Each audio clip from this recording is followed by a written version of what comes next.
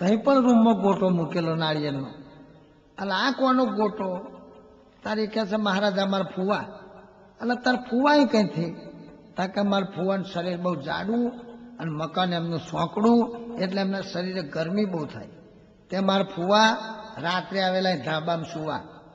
અહીં ધાબામાં પવન બહુ આવે તો સુવા આવેલા. એટલે પાછલી રાતનો એટેક આવ્યો, ખલાસ થઈ ગયા. તે પહેલા કઈ એમનો જીવ રખડતો રહી ગયો. તો એ મરીને ભૂત થયા હતા, એમનો ગોટો મૂકવો પડ્યો. પછી હું કંટાળ્યો કે હવે ઘરમાં કોઈનો ગોટો રહ્યો બાકી? કારણ કે હવે મહારાજ મારા કાકી, પાછો કાકીનો ગોટો. બોલો, ભાઈ મોટો, માસી, ફુવાન, કાકી, આ કોણ રહ્યું બાકી? હું એકલો રહ્યો તાકી. પછી મેં કહ્યું, ભાઈ જેના ઘરની અંદર નથી પ્રભુજીના ફોટા, એના ઘરમાં પેસ્યાવા ગરબડ ગોટા. માટે ના કરશો બહુ ડોટમ ડોટા, એક શ્રીહરિ છે બહુ મોટા, પૂજી લેજો એના ફોટા, નહીં રે કોઈ વાતના તોટા. જેના ઘરની અંદર પરમાત્માના સ્વરૂપની પૂજા થતી હોય એ ઘર કોઈ દાડ દુઃખી નહીં થાય. જૂનો ડબ્બો હોય પણ એન્જિનને જોઈન્ટ થઈ જાય તો એ ડબ્બો મુંબઈ ભેગો થઈ જાય. અને એ ડબ્બામાં સિંગવાળા, ચીકુવાળા, થમ્સઅપવાળા બધા ઓંઠા મારે. પણ આમ નવો પેટી પેક ડબ્બો જો એન્જિનના જોઈન્ટ ના થાય તો યાર્ડમાં જ પડ્યો રહે ને. પછી એમાં કઈ સિંગવાળા, ચીકુવાળા ઓંઠા મારવા જાય? એમ ગમે એવી વ્યક્તિ છે પણ જો પરમાત્માને વળગી પડી તો એના જીવનની અંદર રિદ્ધિ, સિદ્ધિ, સુખ, સંપત્તિ, યશ, આબરૂ, કીર્તિ, વૈભવ આ બધું એના ઘેર આવશે. જેમ લાઇટનું કનેક્શન લીધું એટલે રેડિયો, પંખો, ટીવી બધો સાધન ચાલુ થઈ જાય. પણ કઈ સુધી ચાલુ રહે? બિલ ભરો ત્યાં સુધી. જો બિલ ભરવામાં ઢીલ તો પછી ગબડે ગાડીનું બિલ, કનેક્શન કપાઈ જાય. ભાઈ એમ પરમાત્માનું બિલ ભરવું જોઈએ. દરેકે એક ઘડી, આધી મેં પુણ્યાદ. જેટલો સમય મળે એટલી પરમાત્માની સેવા કરજો ને સ્મરણ કરજો.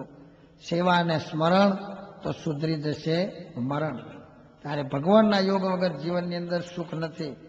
હોટલમાં સુખ નથી ને બોટલમાં સુખ નથી. ઘણા માણસો ને કે English bottle, beer, brandy, whisky પરવાના કરે કિસકી. ઓ માય ડિયર, લાઈ દે 2 બાટલી બિયર. જે પીવે બિયર એનું બૈરું માર ખાઈ જાય પિયર. શરાબ એને તો ભલભલાનું કર્યું છે ખરાબ. આ દેશની અંદર જુઓ, પતઈ રાજા જેવા કોઈ માતાજીના ભગત હતા. આપણે ગમે ત્યાં ગરબા મહોત્સવ ઉજવાય છે પણ વચ્ચે ખુરશીની અંદર માતાજીનો ફોટો મૂકવો પડે છે. જ્યારે પતઈ રાજાના ગરબાની અંદર સાક્ષાત મહાકાળી ગરબે રમવા આવ્યો, પણ એની ઉદારતા એવી હતી, એ સોના ચાંદીની લાણીઓ વેચતા, માતાજીના પરમ ભક્ત હતા. પણ ભૂલ કેટલી થઈ, શરાબ પીધો.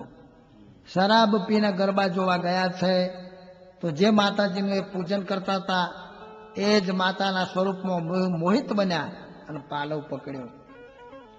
છોરું કછોરું થાય પણ માવતર કમાવતર ના થાય. મહાકાળીનું સ્વરૂપ જોજો, અતિ ક્રોધાયમાન સ્વરૂપ છે. છતાંય મહાકાળી માતા શાંત ચિત્તે પતઈ રાજાને કહે છે, હે પતઈ રાજા, તું જે માગું તે હું તને આપું. હે માગ માગ પાવાના રાજન, કે માતા તને પ્રસન્ન થયો રે લો.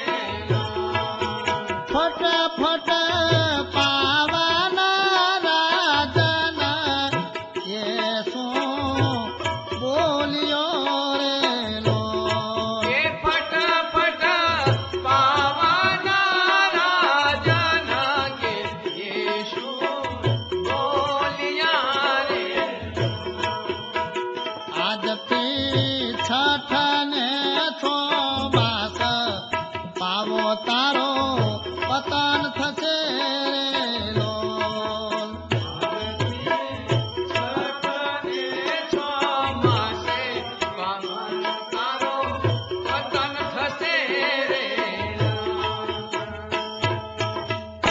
મહાકાળી માત કી જય. જે માતાજીએ માગવાનું કહ્યું છે, પુત્ર માગ, પરિવાર માગ, હાથી માગ, રાજ્ય માગ, ધન માગ, પણ શરાબમાં જેની બુદ્ધિ બગડે ને એને માગતો ના આવડે ભાઈ. અમે એક દાખલો કહીએ છીએ કે ગામની અંદર એક વાઘરી હતો, એનું નામ ગોત્યો, એની પત્નીનું નામ શકરી, છોકરાનું નામ જગો. આ ત્રણેય બિચારો જંગલમાંથી દાંતણ કાપી લાવીને વેચવાનો ધંધો કરે. મહાશિવરાત્રીનો પવિત્ર દિવસ છે. માં ભવાની ભોળેનાથ દિવ્ય રૂપે આકાશમાં વિચરણ કરે છે. તો ભવાની માતાએ આ ત્રણેય ગરીબને જોયા એટલે માનું હૃદય દયાળુ કહેવાય છે. માતાજી ભોળેનાથને કહે છે, પ્રભુ આ ત્રણેય બિચારો ગરીબ છે, ત્રણેયને એક એક વરદાન આપીને સુખી કરો. ભોળેનાથ કહે છે, એમને આપીશું તો એમને પાસે કશું રહેવાનું નથી, એમને ખીચો કોણ્યો છે. નાના કે પ્રભુ આપો ને. એટલે ભોળેનાથ પૃથ્વી ઉપર પ્રગટ થયા. આદિ શિવ ઓમકાર ભંજન કર પાપકાર નિરંજન નિરાકાર ઈશ્વર નામે દાયક નવ નિધિ દ્વાર યો પત મહિમા અપાર સર્જન સંસાર સાર શંકર સ્વામી.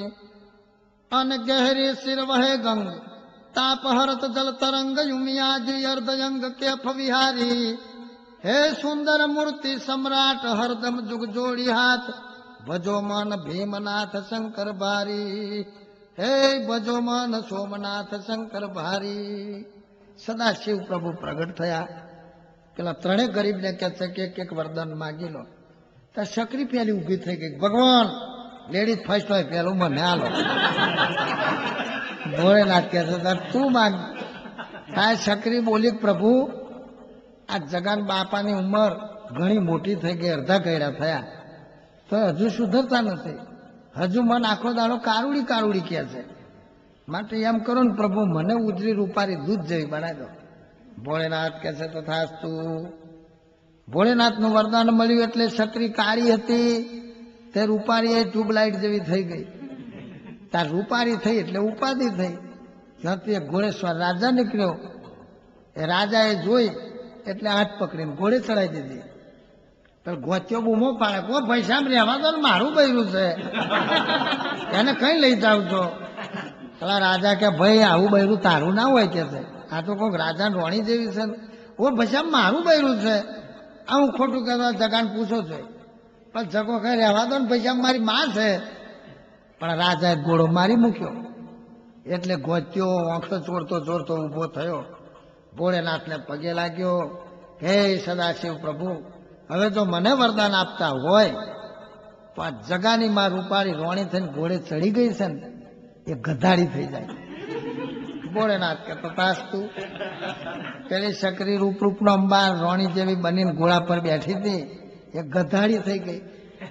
અને રાજાએ જો ગધાડી જોઈ એટલે ધક્કો મારીને ભોંય પાડી. ગધાડી ટોંઠિયા પછાડતી પછાડતી આવી ગઈ.